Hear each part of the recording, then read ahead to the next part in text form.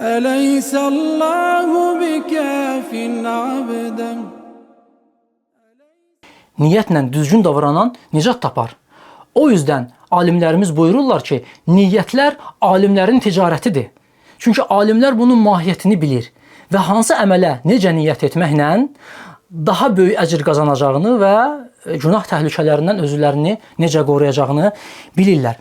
Eyni zamanda qeyd etmək lazımdır ki, niyyətlərinə görə insanların halları 6 cür təsnif oluna bilər. 6 cür. Birinci ixlaslı insanlardır. Əgər hər insan deməyək, üzr istəyirəm, əməl. Bir insan hər hansı bir əməli sırf Allah rızası üçün eləyir və orada başqa hər hansı bir mənfəət və məqsəd güdmürsə, bu ixlasdır. Xalis Allah üçün edilmiş əməldir. Və Allah yanında qəbul edilən salih əməl də məhz budur. İkincisi, riya üzərində olan əməldir. İnsan Allaha qəsd etmir. Adam xeyir əməl edir. Namaz qılır, oruç tutur, zəkat verir və s. Allah üçün özünü kiməsə göstərir. Yaxud bunu etməklə başqa bir mənfəət güdür. Yəni Allahın rızasını güdmür. Bu riyadır. Allah uzaq eləsin, kiçik şirkdir və əlbəttə ki, bu əməl batildir və sahibinə böyük günah qazandırır. Üçüncü, ixlasla riyanın qarışdığı əməldir. Adam bir xeyir əməl eləyir, Allah rızası üçün eləyir, lakin eyni zamanda başqa mənfəətləri də güdür. Allahın rızasından qeyrilərini də güdür. Özünü kiməsə göstərməyi də, eşitdirməyi də və s. Pul güdə bilər, vəzifə güdə bilər, mənsəb güdə bilər. Əməl bu şəkildə qarışıbsa, Allah bilir doğrusunu, alimlərin əksəriyyətinin rəyinə görə bu əməl də batildir. Nə üçün? Ona görə ki, bu əmələ də şirk qarışıb. Allah subhanahu wa ta'ala qudsi hədisdə buyurur ki, Ənə əğnə şurakəi ani şirk. Mən şəriklərin içində şirkə ən ehtiyacsız olanam. Hər kim içində şirk olan bir əməl işləyərsə, mən onu da şirkini də tərk edərəm. Dördüncü isə yenə də qarışıq niyyət üzərində olan əməldir. Yenə də qarışıqlıq var. Lakin burada ixlasla riya qarışmayıbdır. Burada bir ixlas var. Bir də digər hər hansı bir insanın ehtiyacı olan dünyavi məqsəd var. Məsələn, adam daha çox savab qazansın deyə məscidə piyada gedir. Məscidə piyada gedir. Lakin eyni zamanda səhhətini qəsd edir. İdman, sağlamlıq. İnsan həccə gedir. Allah rızası üçün həcc etməyi qəsd eləyir. Lakin eyni zamanda yol üstü ticarət eləməyi də nəzərində saxlayır. Adam cihada çıxır. Sırf Allah yolunda vuruşmaq bu adamın qəsdidir. Lakin eyni zamanda qəniməti də nəzərdən kənarda qoymur. Bu cür adamların barəsində alimlərimiz buyururlar ki, bunların əməlləri əlbəttə qəbuldur. Ona görə ki, adam salih əməl işləyir və əməlin əslində niyyət safdır. Sadəcə olaraq deyildiyi kimi yol üstü digər mənfəətləri də nəzərdən kənarda qoymur. Elə isə hər kim bu əməli işləyərək bu deyilən məqsədlərin niyyətinə qatmırsa, eyni əməli sırf Allah rızası üçün edirsə, bunun əcri naqisdir və onun əcri kimi kamil deyil. Yəni savab var, əməl qəbuldur, lakin savab bölünübdür, savab parçalanıbdır. Beşinci vəziyyət isə ibadət əsnasında insanın niyyətinə qarışan riyadır. İnsan məsələn saf niyyətlə Allah üçün gözəl bir namaz qılmağa niyyətlənib. Təkbir alıb namaza başlayıb. İbadət gözəl bir məcrada davam eləyir. Bu məqamda içəri başqa insanlar daxil olur.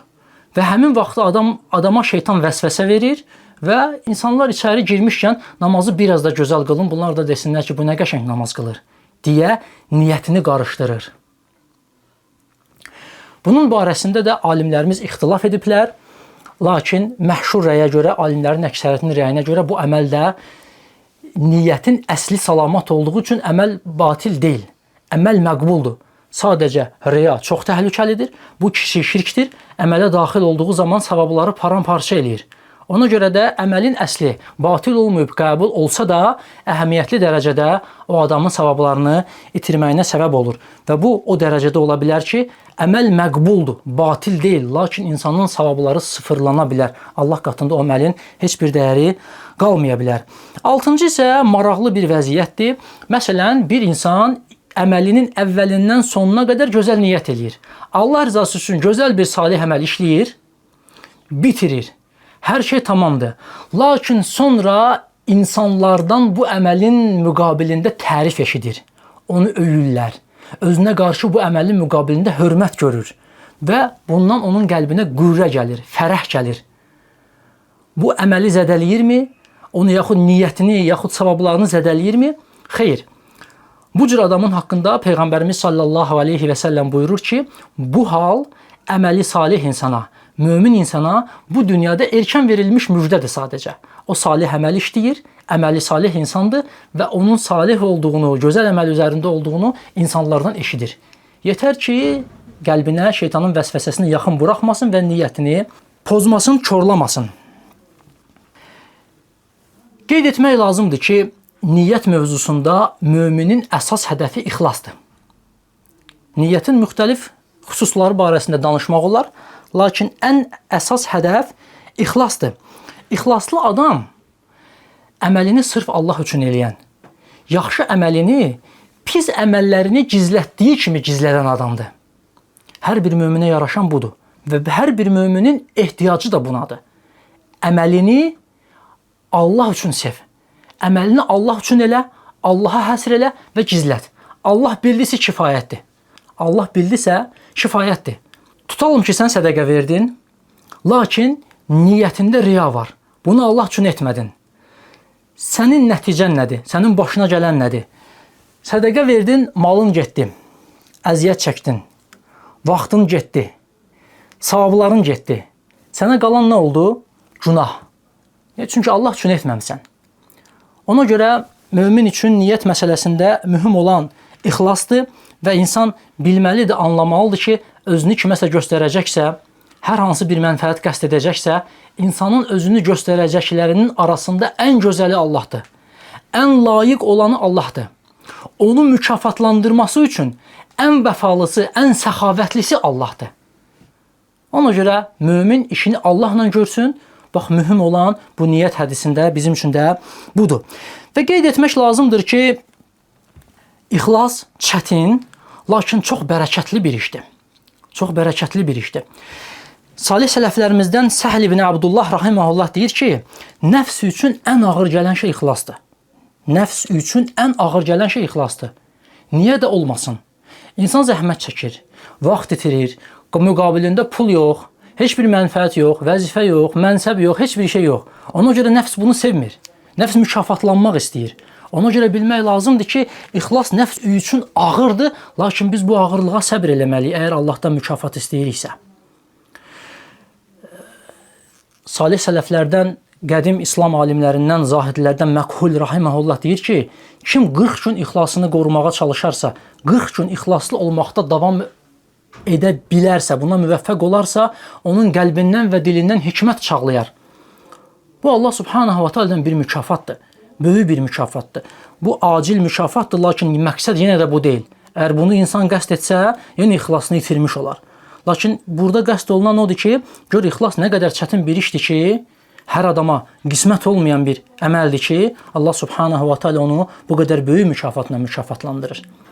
Yenə salih sələflərdən Həssən ibn Sinənin rahimehullah zövcəsi, həyat yoldaşı rəvayət eləyir ki, deyir, hər gecə Həssən məni balaca uşağı aldadırmış kimi aldadıb yatızdırar, sonra yatdığıma əmin olandan sonra gecə namazına qalxardı. Yəni, namazlarını, nafilə namazlarını yoldaşından belə gizləyərdi ki, sırf Allahla öz arasında olsun. Subhanallah, yəni bunlar hamısı bizim üçün salih sələflərimizdən böyük örnəklərdir. Hansı ki, bunlar xeyir üzərində ölüb gediblər, biz də onlar kimi xeyir üzərində yaşayıb, xeyir üzərində dünyadan köçmək istəyiriksə, bu cür insanların həyatlarını özümüzə örnək almalıyıq. Və baxın, İmam İbnül Qayyim rahimehullah nə deyir? Deyir ki, ixlassız əməl eləyən insan öz torbasına qum dolduran bir yolçu kimidir. Öz torbasında qum daşıyan müsafir kimidir. Qumun ağırlığını daşıyır, lakin ondan heç bir fayda almır. Və başqa yerdə də İbn Qayyim rahimehullah yazır ki, əgər ixlassızsansa özünü yorma. Yəni, sən özünün salih əməl etdiyi düşünürsən, ibadət etdiyi düşünürsən, nə düşünürsən, əgər ixlassızsansa, ehtiyac yoxdur. Bu Allah tərəfindən rədd olunacaq. Özünü yorma. Və şərhimizin sonlarında çox lətif, çox gözəl bir rəvayəti nəql eləmək istəyərdim. İmam Zeynul Abidin, Əli radiyallahu anh'ın oğlu Hüseynin oğlu. Allah azza və cəllə hamısına rəhm etsin və hamısından razı olsun. Əhl-i sünnətin böyük alimlərindən olub Və onun rəvayət olunur ki, Mədinədə onun yaşadığı dövrdə bəzi ailələr öz ərzaqlarının, ruzilərinin hardan gəldiyini bilmirdilər. Bəzi mənbələrdə qeyd olunur ki, bu cür ailələrin sayı 40-a yaxın idi. Onlar hər gün gecə yuxudan qalxanda, sübh namazından qabaq öz qapılarının ağzında ərzaq görürdülər. Bunu kimsənin gətirdiyini heç kim bilmirdi.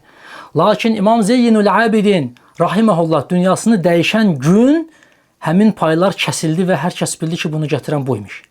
Və bəzi rəvayətlərdə deyilir ki, onun cənazəsi yuyularkən ağır yük dartmaqdan kəndirin onun kürəyində necə iz buraxdığı göründü və məlum oldu ki, o hətta ağır yükləri də, un taylarını və sairəni də özü tək daşıyar, yoldaşlarından və xidmətçilərindən belə gizlədərdi ki, Allahla öz arasında bir sirr olsun. Görün, bu cür insan kasıb belə olsa, bu cür insan fiziki cəhətdən zəif belə olsa, o nə qədər xoşbəxtdir. Onun qəlbi necə rahatdır, necə bir səadət içindədir. Və bu cür insanların yaşadığı cəmiyyət nə qədər xoşbəxtdir. O cəmiyyət necə sakitdir və sabitdir. Uca Allah bizim hamımızın niyyətlərimizi salamat eləsin, ixlasımızı düzəltsin, bizi riya kimi təhlükəli niyyət fəsadlarından qorusun. Biz də Allah subhanahu wa ta'ala dua edirik, istəyirik ki, Allah azza və cəllə bizim niyyətlərimizi gözəl eləsin. Gözəl niyyətlər üzərində gözəl əməllərə bizi daim müvəffəq eləsin. Allahumma aslih lana dinana allazi huwa ismatu amrina və aslih lana dunyana allati fiha ma'ashuna və aslih lana akhiratana allati ilayha ma'aduna waj'alil hayata ziyadatan lana fi kulli khair waj'alil mauta lana rahatan min kulli shar. وصل اللهم على نبينا محمد وعلى آله وصحبه والتابعين لا إله إلا أنت سبحانك إنا كنا من الظالمين أليس الله بكاف عبدا